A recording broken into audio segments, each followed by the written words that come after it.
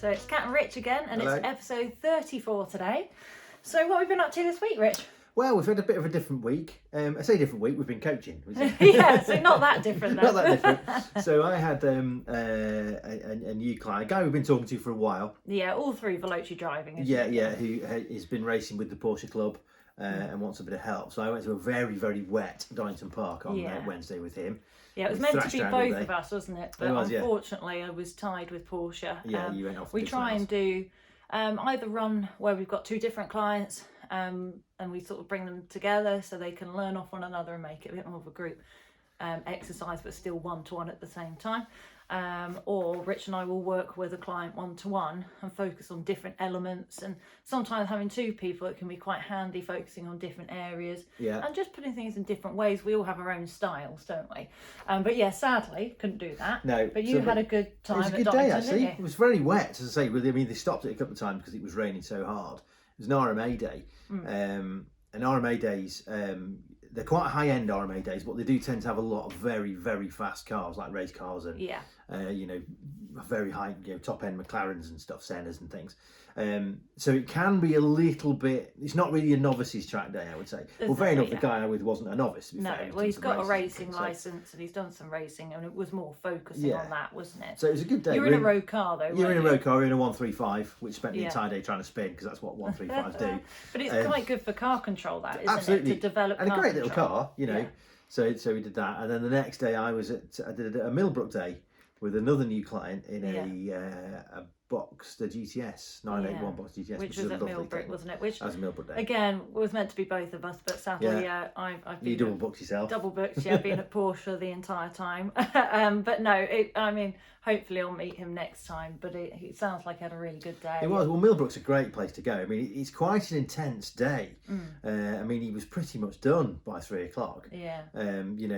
You pack so much into Millbrook that his head was going, and and he was like, well, and he stopped now. So we did, but it's a cracking place to go. Yeah. Oh, absolutely. Absolutely, and that's why we're trying to do a lot there, as well as obviously track and other things. We're arranging some exciting stuff which will be abroad next year, and one of those areas are going to be really focused on car control. So we're getting that all sorted. We'll announce it as soon as we can, but we've already got quite a few clients saying, really want to do that, because so many people come to us and say, look, I want to get the car on the edge and I really want to develop my car control. And of course there's loads you can do on a track with the freedom of bringing speed into the mix, but sometimes it's nice to isolate things. Millbrook's great for that, but we found another area which is really, really good for high speed car control, which is really the difficulty trying to practice that. Because it's all right in first and second gear when there's no momentum in the car, but even 30, 40 miles an hour is a totally different experience. Absolutely, and we found that you can really get somebody working on their car control at 20, 30 mile an hour, then you go on track and then the car starts to move and they revert back to old habits because they've not really felt it at a higher speed. And of course panic can come into it and all sorts of things which can impact your knowledge, I suppose. You might have the knowledge but not the muscle memory at that sort of pace. So that's where we want to sort of bring that together a little bit more. So really excited about that. We'll tell you all about that once we can officially announce it, let's say. But it shouldn't be far off, should it, really? No. So away from that, we're doing quite a few coaching programs at the moment, which we've linked in with Speedworks, as we've mentioned on previous podcasts. We now run the Speedworks simulator. So Speedworks are a touring car team. They're a works touring car team with Toyota. But we're actually finding it very useful for ourselves as well, aren't we? So we're incorporating a lot of coaching programs at the moment. Well, a lot of people are talking about winter stuff, aren't they? Absolutely. And we're trying to put sort of programs together for people to get them ready for next year. Absolutely. And winter stuff in that way, or even other things, more roady based stuff, but looking at, car control again, all sorts of things you can do. There's a lot you can initially do on a simulator, which is handy. So we've got a lot of that going on as well. And we also have, I can't say much about it, but some exciting new partnerships on the cusp. So I know it all sounds very vague, but when we're allowed to announce, we will do. So there's quite a lot of things coming up, let's say. So lots to update you guys and girls with, really. So we move on to road cars then. So this chip problem. Yes. So I thought we'd talk about this because it just keeps coming up with everybody you talk to. That I'm sure most of you are aware that there's a shortage of the semiconductor chips that are in absolutely everything. So if you've got an electronic handbrake in your car, it needs a chip in it, and I think what happened, reading between the lines, what happened during the first pandemic was that people were all sat at home, so they were buying electronic consumer goods, computers and TVs and stuff like that. So all the chip manufacturers all started making chips for that and stopped making them for cars. Yeah. Basically, I mean, somebody said there's been a shortage of all kinds of things like PlayStation 5s and stuff. So yeah, I heard that. Well, I think it's all the same chip, I think. Absolutely. I think initially with the pandemic, there was definitely some use with ventilators and things like that, and focusing on that. Yeah. But then since then, where people couldn't use their cars and weren't buying cars, of course the chips went into other things where they could make more money. So of course now people want to buy new cars again, and there's this massive backlog at the moment, isn't there? Yeah. So buying a new car, I mean, what is it here? 1.2 million cars in Western Europe have been lost effectively from the which chip. is worse than they had from the pandemic, from people not buying during the pandemic. Exactly. So it's caused a massive headache for all manufacturers, and of course also for customers really, because you might be in a lease deal or PCP. You're coming to the end of it, you're ready to change, but you want to keep with the brand, all that kind of thing. And the cars aren't available at the moment to upgrade and move to a new lease deal or PCP. So you go back into your BMW dealer with your 3 Series and say, right, I'd like another one, please. And he said, well, it's 12-month wait now. Absolutely. Like, hang on a minute, when this runs out next week. Absolutely. Because it's never been a problem before, is it? Yeah, so that's becoming a bit of an issue. Obviously, it's working quite well on the second-hand car market, though, isn't it? It has, yeah. Well, I mean, anybody selling a second-hand car right now, I'm making a and talking to our clients, fortune. a few people, have had cars and they've got their money back on them, and if not a bit more. Oh, absolutely. Which is great at the moment, but of course they can't, unless you've already got something pre-ordered, you can't replace it. Yeah, and that's it. I mean, some people will be prepared to pay a little bit more, won't they, for a second-hand car because they need a car, they want a specific car, so they'll pay a little bit more to get one now. But in the long run, obviously, you could end up losing a lot more money that way by buying second-hand when it's massively overinflated at the moment, which it is. So there will be a reset at some point. There will be a reset. So if you've paid 20 grand over the odds for a 992 Carrera S or whatever it is, a new 5 Series, that you're going to lose that before you then lose the actual depreciation. Not that it'll be huge on those kind of things, but there is going to be a big reset. Absolutely, absolutely. So. Yeah, so I guess we've got to ask ourselves, when will it get better? Well, they were saying, so Ford apparently, because they're one of the biggest, they've got a bit of a plan, and they reckon they'll be back by the end of next year to where they were before it all went sort of pear-shaped. So 2022. End of 2022. Okay, is when they think things will be back to normal. But yes. Before then, there's going to be these waits. Yeah. People just have to wait for them or buy a second-hand car. It's like buying a 911 now. You got to wait for it. Yeah. Or as we were saying, paying massively over list for something second-hand. Which So the thing is, what prompted this a little bit is when we're looking at sort of new car news and seeing what's around to talk about on the pod here. Nobody's launching anything.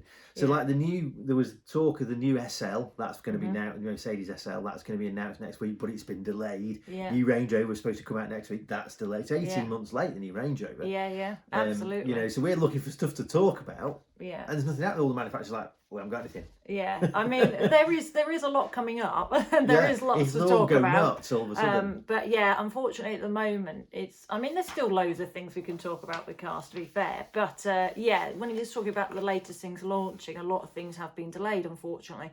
And at the moment, a lot of people are a bit downhearted about buying a new car because they feel like, well, I don't want to wait a year. No. So it's a difficult one to talk about, isn't it, at the moment? It is. But like I say, next week, hopefully, we'll know a bit more about the new Range Rover because I've been waiting for that. And there's loads of things already out, but we will, and we want to do a few test drives and a few things coming up. So we're in talks with a few manufacturers where we will film it for you as well and go through kind of our thoughts of where certain manufacturers have come from and where we see them going to as well, because obviously it's massively changing. There's a lot of people asking a lot more about electric cars at the moment as well, So yeah, we're going to cover that a lot more, as well as obviously on the podcast, but also do individual videos on that with some of these manufacturers. So hopefully that will give you more of an insight into what is coming up and what will be available and where it's going as well. So because there's always this talk, shall I get an electric car now, shall I hold off? Yeah. So we'll cover that more and more Yes. with various Don't know, manufacturers it's probably and the their answer. and their directions, or where we feel, because we get a little bit more of an insight, we have a little bit more of a feel of where certain manufacturers are aiming That's right. for Yeah. compared to others, so we can hopefully fill in the gaps there as much as possible. So yeah, we'll see how that one goes, but we'll announce it when we can. So moving on to driving then. Yeah, something again that comes up a lot, Yeah. and again working on track this week. It's one of the misconceptions that people have, and it's about smoothness, about what smoothness is and what it looks like sometimes if you watch any onboard. So, for example, this weekend, we'll talk about in a second, was the finals of the British Touring Car Championships. There's quite a lot of onboards goes on there, and it looks a bit frantic sometimes from the inside. A good example being somebody like Ash Sutton, who's fabulous driver, and you watch some of his onboards, and he's a master of, if you watch his feet never move quickly, but the steering does, because the car's moving around and it's up on its tiptoes and everything else. And you get the same in F1. You never see F1 drivers' feet very often, of what they're doing with their feet, but you do see their steering. And we talked about it the other week. You put a post on of Lewis at turn 8 at Turkey. It's flat out through there, and it's got 4 apexes, and he barely moves the steering wheel, because he's just letting the car do the work and everything else from the first turn, hasn't he? Yes. Really. So why is smoothness important then? I guess that's the first thing, because we always tell people you need to do things smoothly. Yeah. Why are we telling them that then? Well, a lot of it is to do with managing the weight, isn't it? And the grip, ultimately. So you're trying to gently introduce things, because you're so close to the limit of what the car can do. You need to gently tell it what to do, so it doesn't jump and overreact and exceed the grip level. And of course, we're trying to manage the weight inertia as well, because if you imagine weight like water in the cabin of the car, if it's sloshing violently back, forward, side to side, of course that's unsettling the car, and your biggest chance of exceeding grip in that situation. So those are the two kind of key things for keeping smoothness and finesse, isn't it? Yeah. So as Kat said, weight movement, and that directly then affects grip. So the more smoothly you do things within reason, the more grip you have, because the tyre has more time to take the load before it has to, before it reaches its limit. Where if you shock it, it reaches its limit much more quickly. And we quite often see that with people, that they make the car reach its limit earlier than it needed to. Absolutely. Through their inputs. People get confused by that, because they think, well, I'm at the limit because the car's moving around. But actually, that's the limit they've created. It's not the car's true limit of grip. And this is where that smoothness and finesse comes in, because if you can very gently tell it what to do, then you can do it at a higher speed without exceeding the grip level. But what I guess confuses people is what we've just said. When somebody's hands are really going all over the place, left, right, really quickly reacting, that doesn't look very smooth. But what they are doing is they're reacting to the car's movement all the time. So they're not just suddenly pointing it left, right and back. The car is right on the edge of grip, and they've gently got it to that point, and then it's dancing on its tiptoes. So what they're doing is very short, very quick corrections to keep it right on its tiptoes, right on that edge all the time, without exceeding the grip level as such. So up to that point, they are super silky smooth. If you watch something like Lewis Hamilton, well, that point at Turkey with the 4 apexes, he's unbelievably smooth with the most minor corrections. But sometimes when it's a bit more tight and twisty, if the car is rotating a little bit at the back, not actually skidding, but rotating slightly, they will be on top of it with a little bit of opposite lock and correcting. So they're not actually steering the car to the right or to the left. They're responding to those inputs of the car's movement, aren't they? Yeah. Ultimately. Absolutely. And the other side of it that we see when we sit with people is it's easy to do things really smoothly if you're not going fast enough. Yeah. And it actually works quite well on the road of just doing everything nice and smoothly. But when you're driving on track, you've got to do things at the right rate. And a job I used to do ages ago, we used to have a very, very long slalom. And it was quite good with that, people, where you could get them to the point where they could move the steering wheel quite quickly, but still do it smoothly and damped, which takes practice. But it was about moving things at the right rate, still managing that weight and grip, absolutely, but doing it quickly. These are all important parts of it. So it's not just do it smoothly. Yeah. You still got to do it smoothly at the right rate, that's a key difference. Absolutely. So you might, for example, at a hairpin, need to turn the car quick and rotate it quick.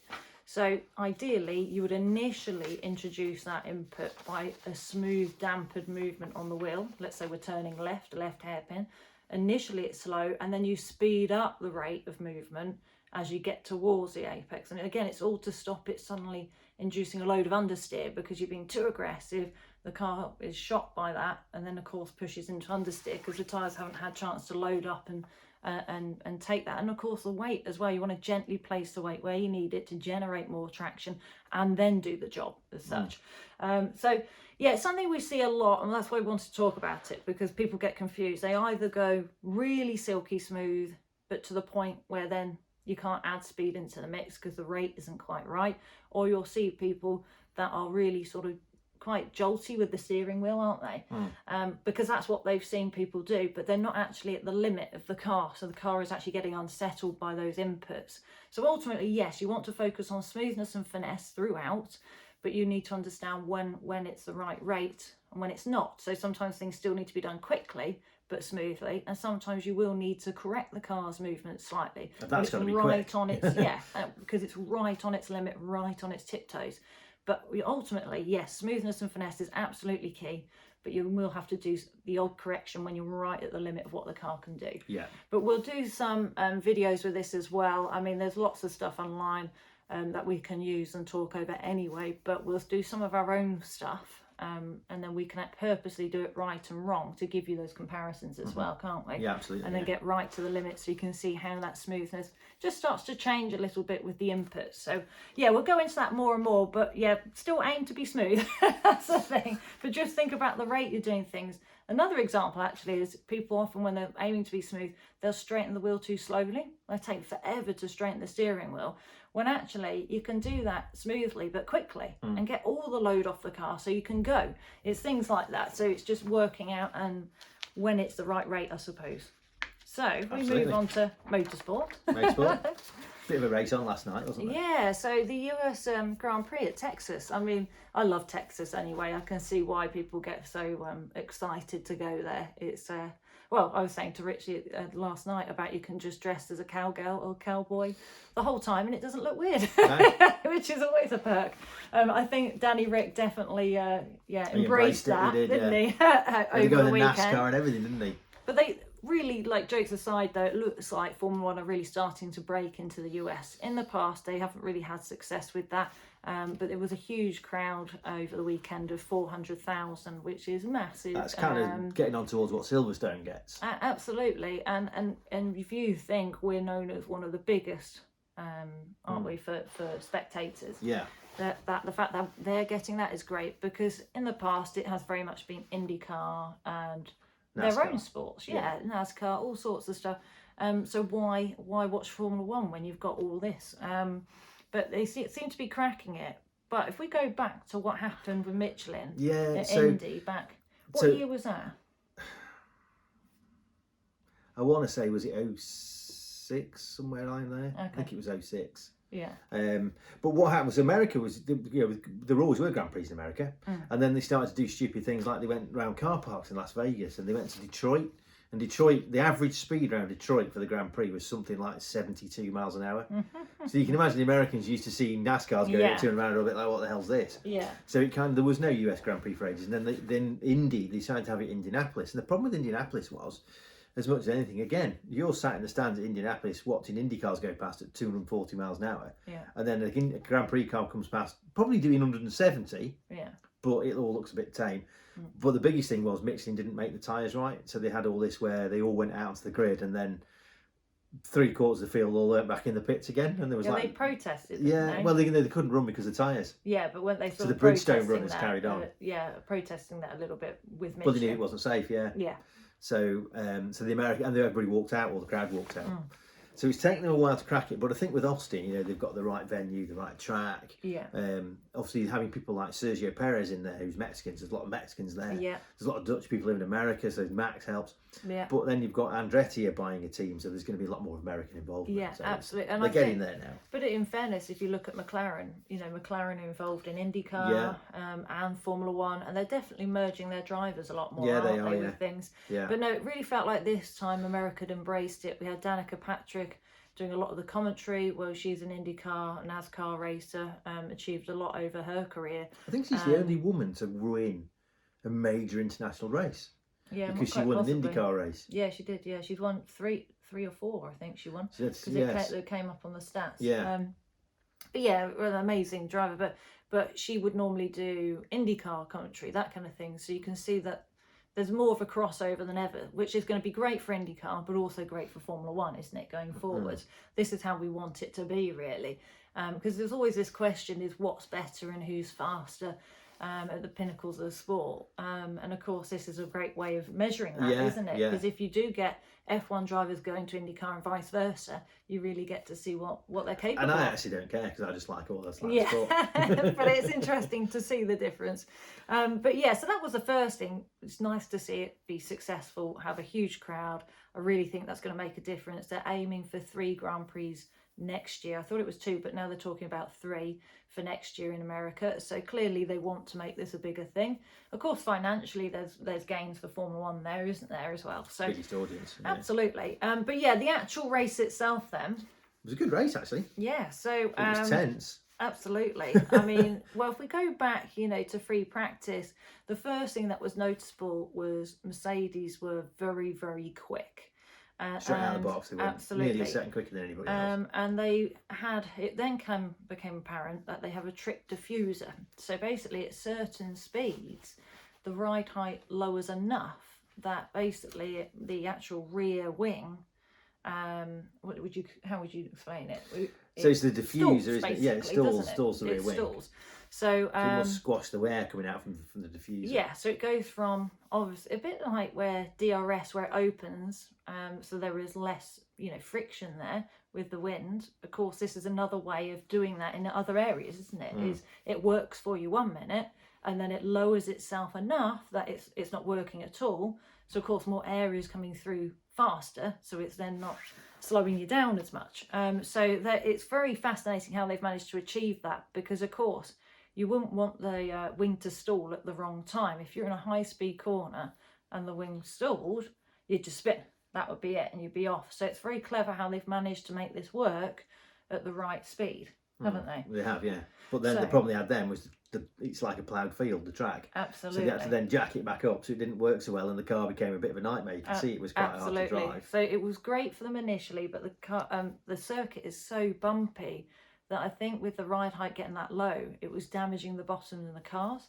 So they had no choice but to start bringing it back up. So even though it was still working in the race, I don't think it was as effective. But also Red Bull are very good with Adrian Newey at really working hard on a Friday, aren't they? At getting things together ready for the weekend. They turned it around, didn't they? That's exactly what they did. They turned it around. And I didn't realise Adrian Newey's not been around for the last few races because he injured himself on a bike. He shunted his mountain bike. So he's now back. You have to remember, if you read his book, he's not wired up right. He's a nutter. He's a very, very clever man. He is, he's a very, very clever man. But he's a bit wild. But I do think it helped having him back. Obviously, not just for the Friday, but then we'll go on to talk about the race. Him being there in the race, I think, made a big difference for them, don't you? Yes. Yeah. Yeah. So basically, Max took it on pole, and it seems as though in Texas that the pole is on the wrong side, really. So Lewis got a better start and took the lead essentially, but Max just clung on to him, didn't he? Oh, he was did. Never more than a second behind him, and you could see when again some of the onboards that he wasn't even pushing that hard, really. It's like he was prepared to sit behind him because he thought, right, this is going to be push Lewis into destroying his tyres earlier. Whereas I'll sit here, I'll pick up the DRS, I can cruise a lot more and stay with him. And that was very, very clever. I think he showed a lot of maturity, because then I think he thought, well, let's not dice and try and overtake each other, destroy our tyres as well. Let's see if we can overtake him another way, which was the undercut. Which they did, which was really quite a risk, because they did it really early. Yeah, really early. And as soon as he pitted, he came back out, and Hamilton came on the radio and said, yeah, the tyres are fine. Yeah. But Max, pushed, didn't he? And he managed, by the time Lewis then pitted, he had like nearly an 8-second lead. Absolutely. You think, wow. And then he kind of cruised a bit and looked after his tyres. And yeah, it really showed his maturity. He did. And I think Red Bull really worked as a true team together to work out a way of winning this race without actually fully fighting it out on the track, even though, yes, for us, that's great to see. But obviously they have to manage tyres so much now, and it was very, very hot over in the States, wasn't it, as well? So they were very concerned with how long the tyres could last for. So yes, they managed to do the undercut and then do it again. They did it again. So Lewis caught him and he did it again. Pulled out another 8 seconds. Yeah.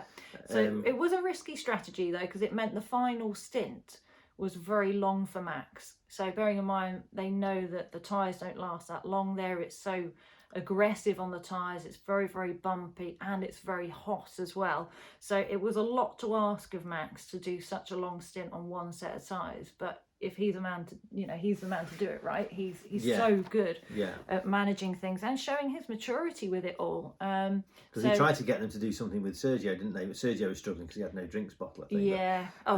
He said it was one of the hardest races of his life, I think, because he didn't have any drinks bottles at all, and it was so hot in the car. So they pitted him, but over 50 degrees in the car. So Lewis caught him with about 4 laps to go, but couldn't do anything about it. Because Max just managed to just keep enough of a gap. So even though Lewis had caught him up, obviously he used a lot of his tyres to, pull in Max. And then it sort of plateaued a little bit. And I think Max just managed to hold him off and managed to get the race. But for me, I just think he really showed his class and maturity because he really was thinking on his feet the whole time whilst going around of how we're going to make this work. And he even coming on the radio and saying, right, so with Perez, can we do this? And, trying to work as a team to make it work for everybody. And I really like that, but I do think Adrian Newey being there would have helped because he's so good at strategy as well.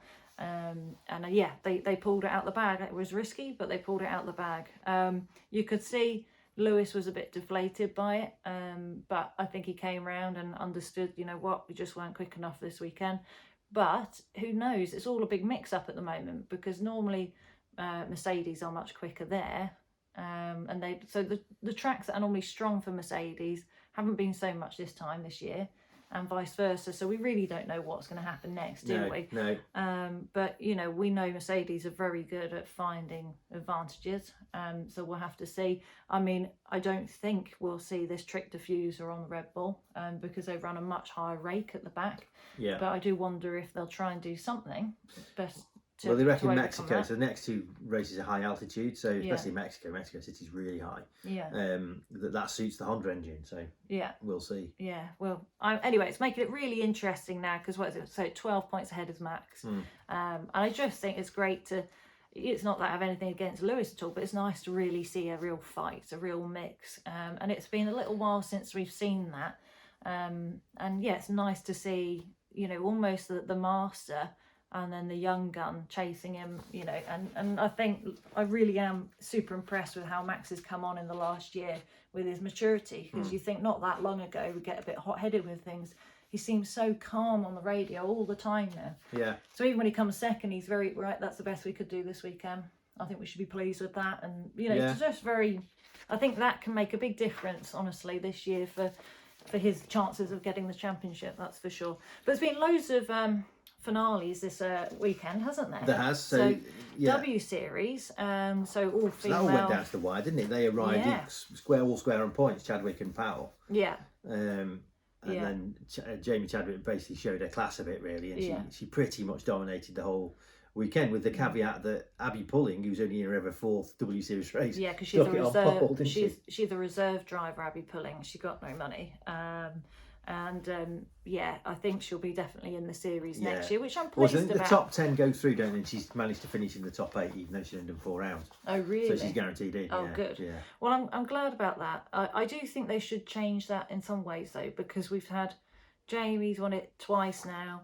Alice has been second both times. I think you need to let other girls come in and have a go, to be fair. And I do think having this guaranteed top 10, you could be there for years and other good people can't get in because there's already 10 seats definitely taken. So I think there's something they've got to start looking at going forwards, because like for somebody like Jamie, she now really needs to move on and do something else. What does she prove? She does it again. She's achieved it twice now. I think it's a risk to do it another year and try to get 3 in a row. I can see obviously why you would do it if you can't race anything else, but hopefully she can. Otherwise it shows the W Series isn't working. because this should promote girls and give them a better chance, you know, against the guys in higher formulas. So I'd like to see her move on and do exactly that. Go in, whether it's Formula 2 or go off and do sports cars, whatever it might be, but go on progress ultimately. I think that's what they need from this, don't you? Yeah, totally. Yeah, Otherwise, like you say, it's not really working. Yeah, I mean, I think it's been a great platform for girls in the sport. It has helped promote women in the sport. It's not the way I would have done it personally, because I don't think it's good having the division, so an all-girls series and an all-guys series. Don't think that works very well. And I know guys don't like that either, because there's always this question of sexism and so on, the girls getting the opportunity and so on. I think we really want to mix it up and show what girls can do against guys, really. Yeah. So, but yeah, we will see what will happen. I think it'll be quite interesting over the winter months to see what Jamie gets off the back of this. Yes. That's for sure. But also, it was a touring car finals. They wrapped up a lot of their titles, didn't they? There was, I think, Formula 4 Minis, Carrera Cup. Yeah. Touring cars. Yeah. The best race of the weekend was the Minis, though. Minis were brilliant, but that's by the by. That's like Formula Ford used to be. Yeah. But yeah, so it was. So it come down basically. I think Sutton had pretty much got it in the bag. I think with the touring cars, but there was an outside chance that Turkington or Jake Hill could nick it. Yeah. But, and he's played quite a canny game all year, Sutton, where his natural way is to push all the time, and he's held himself back and taken the points and. Well, learning really. That's the way, you know. So what's this? His third title now. Third title now. And I'm sure that experience is helping a lot to know how to win championships. And sometimes, as a racing driver, you want to win everything. That's just natural. But you got to think, you know, well, what's best for the championship? I need to just get these points in the bag. Don't take risks. That kind of thing. And that's what ultimately gets you the championship. So yeah, third one now for him, which is really, really good. BTC Racing seemed very fast all weekend. Yeah, they were quick. And front row lockout. They did, yeah, with Senna Proctor and Josh Cook. And Josh Cook won 2 races, didn't he? First 2 races, so you can see that car is very, very strong actually. So it'll be interesting to see next year where they end up. Obviously, we don't know for sure with the drivers who's staying or who's moving. There's always that in the winter months, because of course it all depends on sponsorship, you know, whether they can keep going, because they still have to pay for their drives, don't they? Unfortunately. So but it showed with Sutton's class, because he won the championship in the second race, so nobody could catch him from that point on. So third race he went out and just went flat out and won, and dominated the race. Yeah, absolutely. You think, okay, you know, I think he's proving not only how fast he is, but he's shown a lot more maturity from the first championship he won. You can see how much. I'd like to see him in a sports car. I would. Yeah, you know, I don't mean don't do touring cars, because I think it's the highest level in the UK. But if he could combine that with a sports car program, that'd be mega. You know. Yeah. Oh yeah, and I'm sure it'd be nice to progress, because as great as touring car is, as a driver, it's always nice to challenge yourself to a new project. And get experience in different cars ultimately. So yeah, we'll have to wait and see. But on that note, we had the Porsche Carrera Cup, didn't we? Yeah. Final as well at the same meeting. And Dan Camish, who has been a touring car driver and has been a Porsche driver for a long time, hasn't he? Was back in the Carrera Cup. I think it's his third Carrera Cup title, I think. Yeah, and he took the title yes. this time, but he openly said that he wasn't the fastest over the season. No, and it was a big risk for him, because he said that, you know, he put his reputation on the line, really. Yeah, because he's won it before, he's been in touring car, he's very established, people know how fast he is. So in a way, you've got it all to lose when you go, I suppose, for him, backwards into a formula he's already done a lot in. Yes. Because I'm sure he'd have stayed in touring car if he could have. But yeah, so he got the title, but did take that risk, but managed to achieve it. And he only just got it because Lorcan Hanneken, he's 18 now, was amazing. I mean, the first round he just disappeared. You think, Christ, who's this kid? You know. Yeah. I think they probably all thought that. Yeah. And he, I think, should have won it, but he got into a bit of a fracas and ended up going off into the gravel, and then Dan won the championship by about 4 points in the end. But Lorcan will learn, you know. Again, we were just talking about showing that experience, how to win championships. You could be the fastest guy or girl all year, but if you a bit feisty or get yourself into situations, I'm not saying where it's your fault, it doesn't have to be your fault, no, but you get yourself in situations where you lose points, go off, DNFs, anything like that can really change the championship. So, but he's unbelievably fast, so I'm sure everybody's got their eyes on him. I assume he'll be doing it again next year, so he'll try and get the title next year, because then he's had a whole season under his belt and he's incredibly quick. The slight surprise was Harry King this year. Yeah, he's like he didn't show up. So I don't know whether there was, because Cammy said something about he had problems with his engine early in the year. So whether King's had engine problems or something, I don't really know. We don't know the ins and outs of it. No. But he's like he hasn't really shown up at all. Because Harry King But he's done quite well in the Super Cup. Harry King the year before won the Carrera Cup GB, and I mean dominant. Oh, absolutely, massively. won every round bar one or something. Yeah, he was so dominant, even against Josh Webster and things, who's also a very established driver with Porsche, and he could get the car to sort of dance on water. But this year, I don't know if it's because he'd already won it and his heart wasn't quite in it, because he wanted to focus on Super Cup. And who knows, Porsche GB might regret not just going the whole hog and putting him in. For some reason, they wanted him to do another year in GB and do some of the rounds of Super Cup. But the problem is you're spreading yourself very thin. And there's different cars as well. There's 992s in Super Cup. Yeah. And so they're different cars. So it's going to take different, subtle techniques there. And of course, when you are fighting to win the championship, you really need to put all your all into it and focusing at, Carrera Cup GB level and higher. And I wonder if it's simply that he was spread too thin, trying to do some of the Super Cup, but prove himself there, but then come back to this, which is a different car, and tune back into this in the GB championship, because he was phenomenal the year before, absolutely phenomenal. And you haven't lost that. There's no way you've lost that. I just think it was a mistake to do 2 championships, and I wish Porsche GB had just put him straight into Super Cup, because he'd done so well and he'd been offered so many drives over in America, all sorts of stuff, and he's decided to stick with Porsche. And I just hope that they do him justice and actually give him a proper shot in Super Cup, really, because he proved everything he needed to in Carrera Cup GB. And I just think it's been a shame for him, really. But we'll see what happens next year. He's actually going to be coming on the podcast, so we'll have a chat with him and find out where he's going to go from here, really. So hopefully you can all get an insight into that as well. So yeah, we'll see. But overall, it's been a great year for racing in the UK, hasn't it? It has, yeah.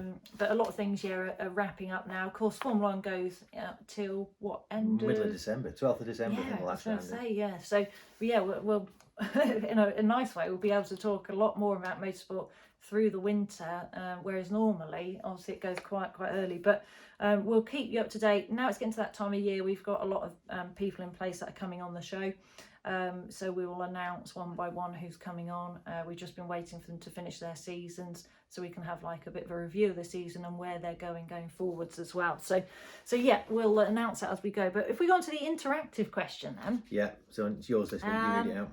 So, well, I was just thinking, so at some point I would like to have a child. And I was thinking, knowing how expensive motorsport can be, if you have a child or you know of a child who wants to race, would you encourage them into it, or would you persuade them down a different path, and why? Because I get asked all the time, if you have a child, would you want them to be involved in motorsport or not? I think if they want to be, yes.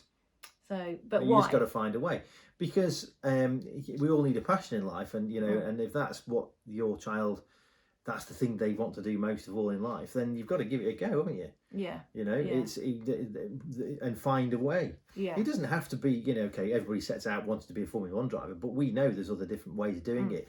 And things like rallying, there's stuff you can do in rallying that doesn't cost the earth and things. There's ways and means if you want to get out and do it. But so I would always encourage them and try and find a way if you can.